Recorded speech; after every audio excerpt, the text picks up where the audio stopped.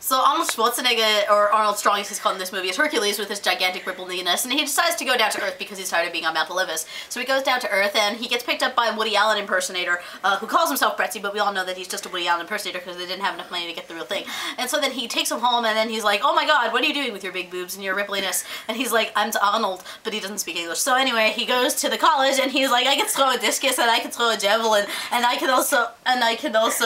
flex my boobies, and they're all like, oh wow, you're amazing. So then he decides to become a wrestler, and then he meets the professor's daughter, who's all hot for him, and she has the 70s hair, and he's all like, oh yeah, we can date you, and then he goes to date her, and then he starts beating up a guy in a bear suit, and then after beating up the guy in the bear suit, the wrestling mob is like, oh, we're gonna get you, and then this is all like, oh no, you're an a-hole, I'm going to get you back, and he's like, no, I don't want to get you back, and then Juno's like, oh, I'm going to poison him and turn him into a man, so he poisons him and turns him into a man, he's not strong anymore, but then he manages to beat up everybody else in New York with these two other shirtless guys, and then they manage to beat each other up, and then he goes back, but then he tells the guy that he still loves him very much, and then he goes back to Olympus, the end.